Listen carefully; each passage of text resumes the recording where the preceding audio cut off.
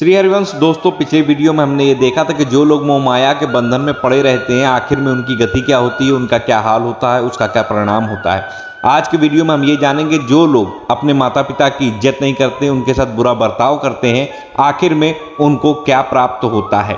पिता के वन चले जाने पर एक दिन धुंधकारी ने अपनी माता को बहुत पीटा और कहा, बता कहाँ रखा है सारा धन। अगर तूने ये नहीं बताया तो जलती हुई लकड़ी से तेरी खबर लूंगा। उसकी इस धमकी से डर कर और पुत्र के उपद्रव से दुखी होकर रात के समय वो कुएं में जा गिरी और उसकी मृत्यु हो गई। उसके भाई गोकर्ण जी तीर्थ यात्रा के लिए निकल पड़े। धुंधकारी 5 वेश्याओं के साथ घर में रहने लगा। उनके लिए भोग सामग्री जुटाने की चिंता ने उसकी बुद्धि को पूरी तरह नष्ट कर दिया था और वो अनेक प्रकार के अत्यंत क्रूर कर्म करने लगा। एक दिन उन वेश्याओं ने उससे बहुत से गहने मांगे।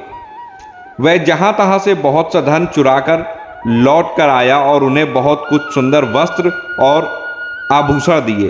चोरी का इतना माल देखकर रात्रि के समय स्त्रियों ने विचार किया कि इसे एक दिन राजा अवश्य पकड़ लेगा और इससे यह सारा धन छीन लेगा और निश्चय ही इसको मृत्युदंड देगा। क्यों ना इसे मारकर हम ही सारा माल लेकर यहाँ से चले जाएं। ऐसा निश्चय कर उन्होंने सोए हुए धुंधकारी को रस्सियों से पहले तो बांधा और उसके गले में फांसी लगाकर उसे मारने का प्रयास किया।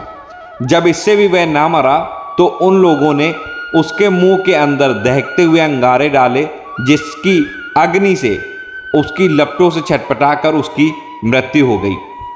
वे सभी वेश्याएं धुंधकारी की सारी संपत्ति समेटकर वहां से चंपत हो गई और धुंधकारी अपने कुकर्मों के कारण भयंकर प्रेत व बवंडर के रूप में हमेशा 10 दिशाओं में भटकता रहता और शीत और घाम से भूख प्यास से व्याकुल होने के कारण हाँ दैव चिल्लाता रहता, परंतु उसे कहीं भी कोई आश्रय नहीं मिलता।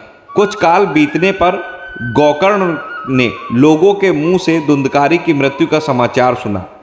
तब उसे अनाथ समझकर उन्होंने उसका गया जी में श्राद्ध किया और जहां भी वे जाते उसका श्राद्ध अवश्य करते। इस प्रकार घूमते घूमते गोकर्ण जी अपने घर पहुंचे और रात्रि के समय दूसरों से नजरें बचाकर आराम करने के लिए वे अपने घर के आंगन में पहुंचे।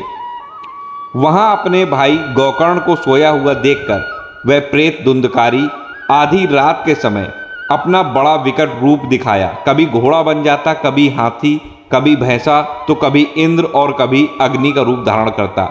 अंत में उसने मनुष्य का आकार लेकर वह प्रकट हुआ। गोकर्ण जी ने कहा, तू कौन है? रात के समय ऐसे भयानक रूप क्यों दिखा रहा? यह तेरी दशा कैसे हुई, हमें बता। तू प्रेत है, पिशाच है अथवा राक्षस है? गोकर्ण के इस प्रकार पूछने पर वह जोर जोर से रोने लगा। उसमें बोलने की शक्ति नहीं थी। तब गोकर्ण जी ने अपने हाथ में जल लेकर उसे अभिमंत्रित किया और उसके ऊपर छिड़का। प्रेत धुंधकारी बोला, मैं तुम्हारा भाई हूं, मेरा नाम धुंधकारी है। मैंने अपने ही दोषों से अपना ब्राह्मण तत्व नष्ट कर दिया। मेरे कुकर्मों के कारण मेरी यह दशा हुई है, जिससे आज मैं महान अज्ञान के चक्कर काट रहा हूं। मैंने लोगों के साथ बड़ी हिंसा की है, इसी से मुझे अब प्रेत योनि में पड़कर मेरी यह दुर्दशा भोगनी पड़ रही है। आखिर मेरा उदय कैसे होगा? जब उसने ये सारी बात कही तब गोकर्ण जी ने कहा, अभी तुम निर्भय होकर अपने स्थान पर रहो, मैं विचार करके तुम्हारी मुक्ति के लिए कोई उपाय जरूर करूंगा। तब उन्होंने भगवान सूर्य से प्रार्थना की और कहा, आप मुझे कृपया करके धुंधकारी की मुक्ति का साधन बताइए। गोकर्ण की प्रार्थना सुनकर सूर्यदेव ने दूसरे ही स्पष्ट शब्दों में कहा, श्रीमद् भागवत से ही मुक्ति हो सकती है, इसलिए तुम उसका सप्ताह पारायण करो। जब गोकर्ण जी व्यास गद्दी पर बैठकर कथा कहने लगे तब वह प्रेत भी वहां आ पहुंचा और इधर उधर बैठने के लिए जगह ढूंढने लगा। इतने में ही उसकी दृष्टि एक सीधे रखे हुए 7 गांठ के बांस पर पड़ी। उसी के नीचे एक छेद में घुसकर वह कथा सुनने के लिए बैठ गया। क्योंकि वह वायु रूप होने के कारण आराम से उस छेद के भीतर जाकर बांस में बैठ गया। जब शाम हुई, कथा को विश्राम दिया गया, तब एक बहुत बड़ी विचित्र बात हुई।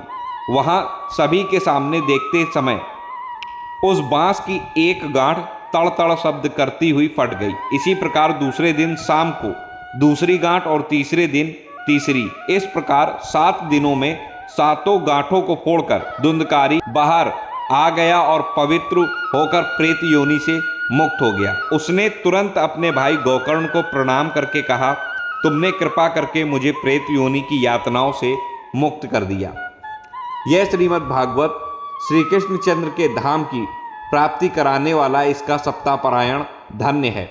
जिस प्रकार आग की गीली सूखी छोटी बड़ी सब तरह की लकड़ियों को जला डालती है, उसी प्रकार यह सप्ताह श्रवण मन वचन और कर्म द्वारा किए हुए नए पुराने छोटे बड़े सभी प्रकार के पापों को भस्म कर देता है। इस भारतवर्ष में श्रीमद् भागवत की कथा नहीं सुनते जो लोग, उनका जन्म व्यर्थ है। इस लोक में सप्ताह श्रवण करने से भगवान की शीघ्र ही प्राप्ति हो सकती है और सब प्रकार के दोषों से भी मुक्ति पाने का एकमात्र यही साधन है। आशा करता हूँ आप सभी लोग श्रीमद् भागवत के महत्व को समझ गए होंगे और ये भी समझ गए होंगे कि जो लोग अपने माता पिता के साथ गलत व्यवहार करते हैं, अंत में उनकी गति क्या होती है। अगर वीडियो पसंद आया हो तो लाइक करिएगा, चैनल पर नए हैं सब्सक्राइब कर लीजिए, कमेंट में जय श्री कृष्ण राधे राधे जरूर लिखिएगा। मिलता हूँ अपने अगले वीडियो के साथ, तब तक राधे राधे।